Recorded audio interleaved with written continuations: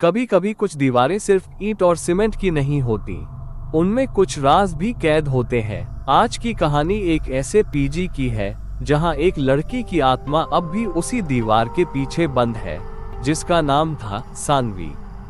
अर्नव एक IT company में नई नौकरी शुरू करता है और रहने के लिए एक सस्ता पीजी ढूंढता है। एक पुरानी हवेली जैसी जगह में उसे कमरा मिल जाता है, थोड़ा अजीब लेकिन सस्ते में।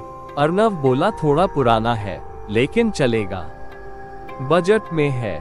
वहां पर एक कोने की दीवार बाकी दीवारों से अलग लगती थी, जैसे किसी ने कुछ छुपाने की कोशिश की हो। उस पर खरोंच के निशान थे और ठंडी हवा हर रात वहीं से आती। एक रात अर्नव को दीवार के पीछे से खरोंचने की आवाज आई, जैसे कोई अंदर से बाहर आने की कोशिश कर रहा हो। पर जैसे ही वो ध्यान देता, सब शांत हो जाता। सुबह जब अर्नव ब्रश कर रहा था, उसे शीशे में किसी लड़की की परछाई दिखी। सफेद साड़ी, लंबे बाल, झुका चेहरा। पलटते ही वहां कोई नहीं था।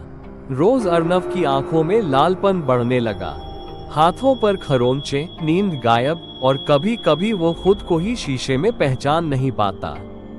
एक रात अर्नव ने देखा, वही लड़की अब उसके पीछे खड़ी थी, शीशे में दिख रही थी, लेकिन पलटते ही गायब। दीवार से धीरे धीरे खून टपकने लगा।